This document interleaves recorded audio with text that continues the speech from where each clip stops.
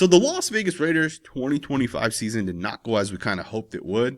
Hall of Fame coach in Pete Carroll, or potential Hall of Fame coach, I should say, a guy who everybody said is one of the best coaches and paired up with Geno Smith. You know, the Twitter guys are telling me Geno Smith's one of the greatest quarterbacks we've ever seen in the NFL. For all of that to not work out.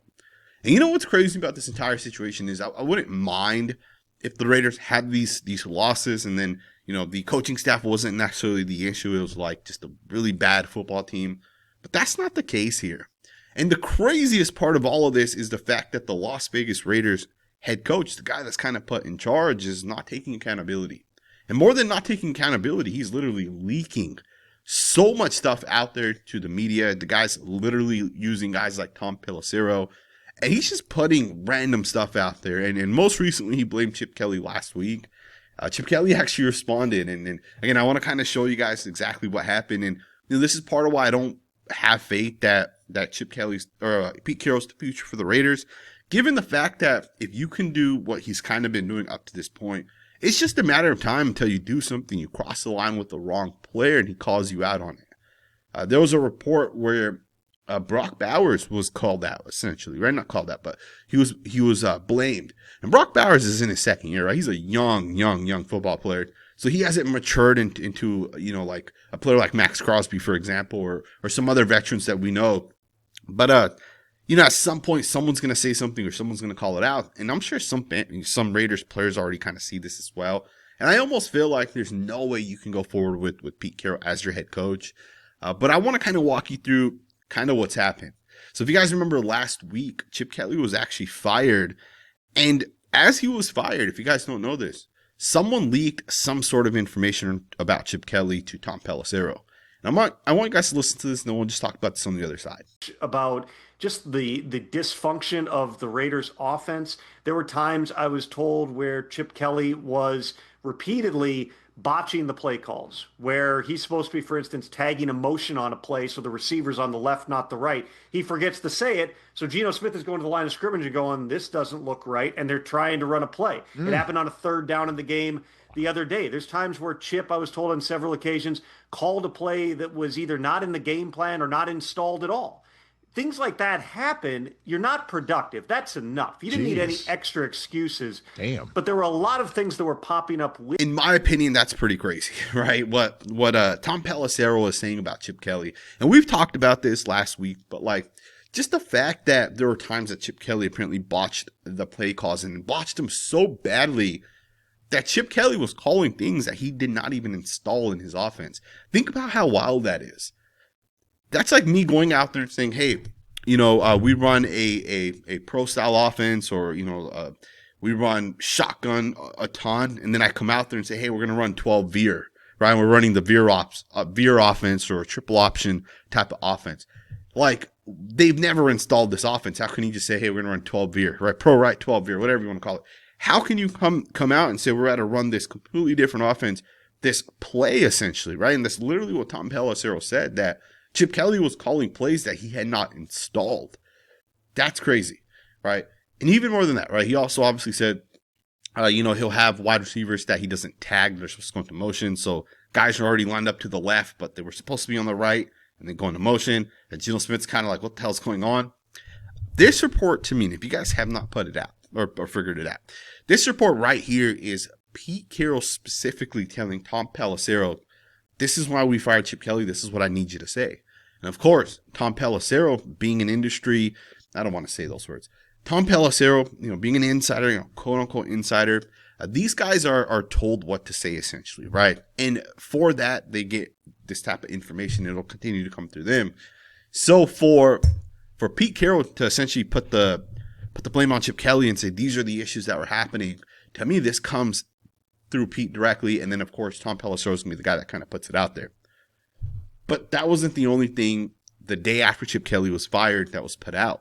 There was another report. This other report actually came out from Deanna Rossini. Now, before we move forward, let's take a second to talk about today's sponsor, Mint Mobile. Mint is challenging the industry norms. Data options, high prices, the ability to bring your own device. Mint is literally changing how things are done.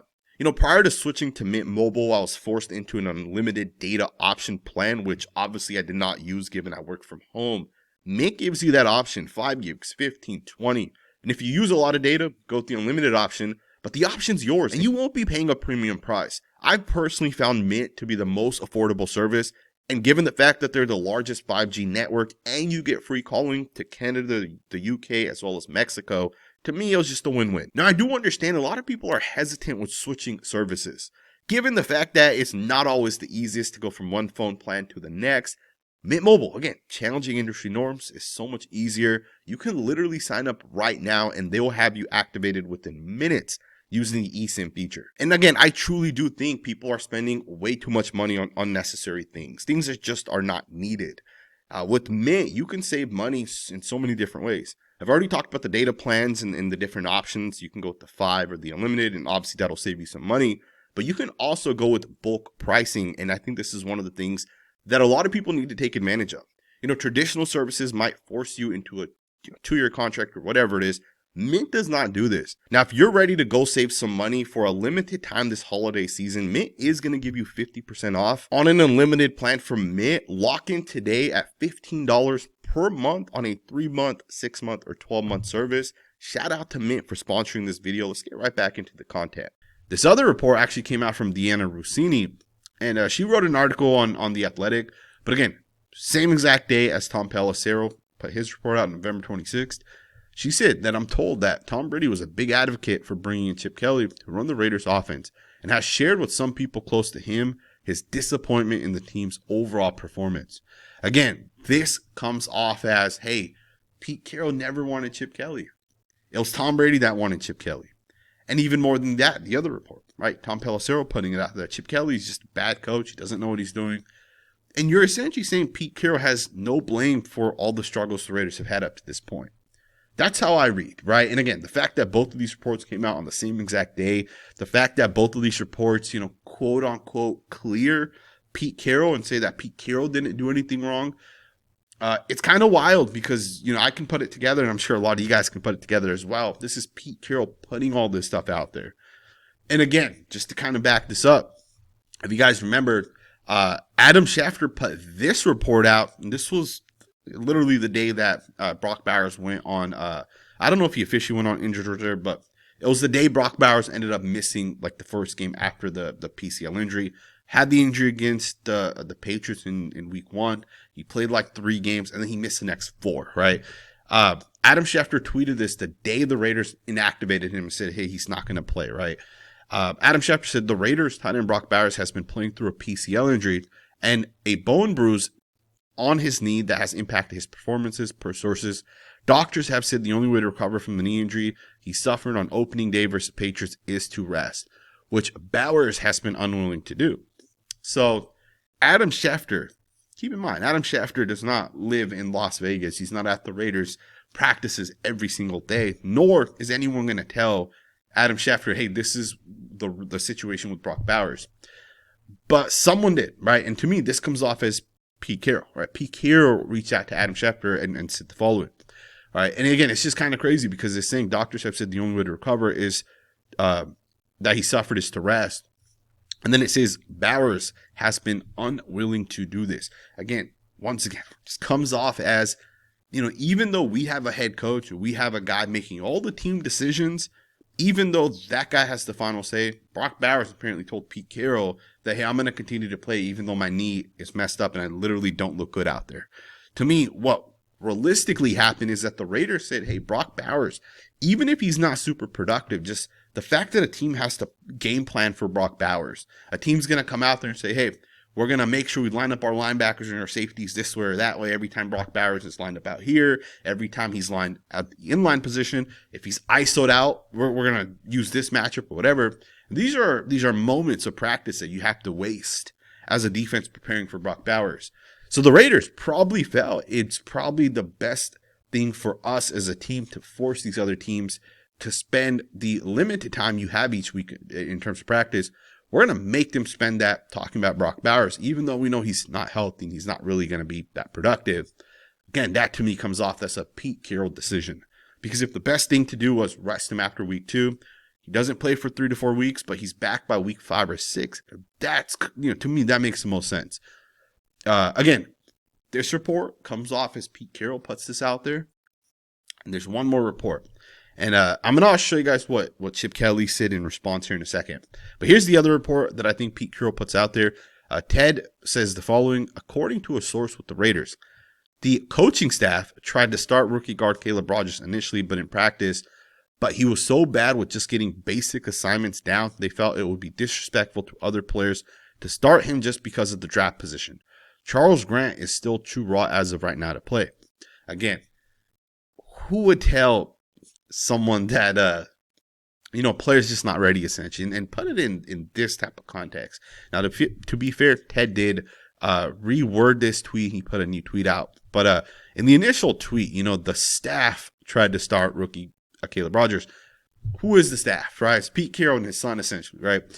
But in practice, he was so bad with just getting basic assignments down, they felt it would be disrespectful to other players to start him just because of the fact that he was essentially a third-round pick. Again, it's wild to me that this is the stuff that came out. And this was about 2.5 weeks ago. This was actually before Chip Kelly got fired. But you look at all these different leaks that are happening, and you know what's crazy about Caleb Rogers? The guy actually played, and he looked like he was one of the best offensive linemen the Raiders had. If he was not developing because he couldn't get down quote-unquote basic assignments, to me, that's a coaching issue. Maybe that's an offensive line coach issue. But Pete Carroll would never admit that. In fact, he would just say, hey, it's the player's fault. It's all on the player. He's not understanding concepts. Blame him. Don't blame us coaching staff. To me, I would be surprised if the Raiders players within the building don't already know that this is what Pete Carroll's doing. He's putting all these things out. Caleb Rogers is on Twitter. I'm sure he sees this crap, right? I'm sure Brock Bowers is also on social media and sees the stuff that's coming out as well. Now, obviously, we see that there's all these reports coming out. Pete Carroll wants to put it out via Tom Pelissero and Deanna Rossini that Chip Kelly's the issue, and it's Chip Kelly who was calling plays that were not even in the game plan or plays that are not even installed. But Chip Kelly decided to respond. He said, I'm not going to let Pete Carroll continue to put this false stuff out there. He responded via Ian Rappaport. I want you guys to listen to this, and then we'll talk about this on the other side. You want to talk about offensive dysfunction? Cool. Let's talk about the Las Vegas Raiders. They played the Chargers today with interim offensive coordinator Greg Olson now calling the plays, of course, because as we know, Chip Kelly was fired after last week's debacle. The second coordinator that Pete Carroll has fired this season, the special teams coordinator Tom McMahon, also fired. And talk to people who know this offense very well, people who've studied this offense and played against it. They do not believe that it was Chip Kelly's offense. They believe it was Pete Carroll's offense, specifically the Pete Carroll offense from Seattle 2023. Sounds to me like if Chip Kelly had to do this again, would not have taken this job. So what does this all mean, Tom? It means the win now coach in Las Vegas has not done very much winning at all. Certainly puts Pete Carroll on the hot seat in what has been a difficult season in Las Vegas. So there you guys have it, right? Basically through Ian Rappaport, this guy's putting it out there that, hey, this is the second coordinator that Pete Carroll has now fired, right? Essentially trying to shift the blame a little bit to Pete Carroll, saying this is, not even Chip Kelly's offense, right? And Ian Rappaport says it in a way where he's saying, hey, people that know or people that watch tape or coaches or whatever he was saying, they don't believe this is Chip Kelly's offense. And they even said, which is kind of crazy, that this looks specifically like the 2023 offense the Seahawks ran under Shane Waldron.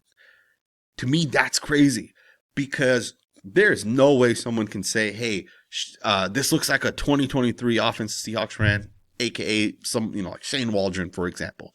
That doesn't make sense. Shane Waldron's offense looks like Zach Robinson's offense. You can't tell the difference, right? It's not like there's like some specific thing that they're doing, right? But what's happening is Chip Kelly saying, hey, if you want to put the blame on me, I'm going to shift it right back to you. And he's using Ian Rappaport to put this out.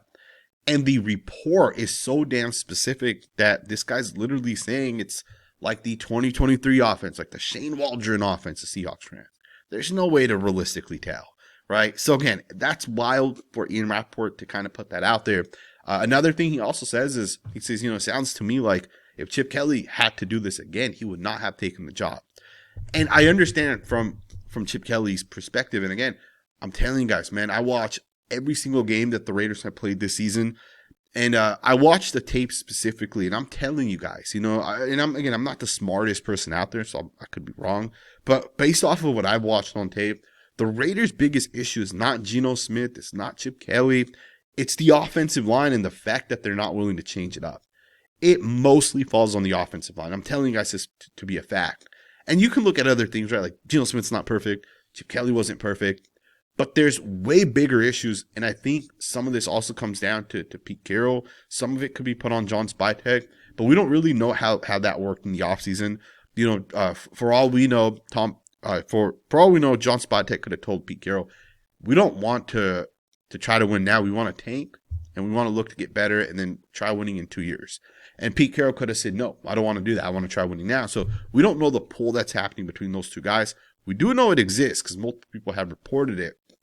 But, you know, we're at the point now where if you're the Las Vegas Raiders, you just got to think about how you want to go forward.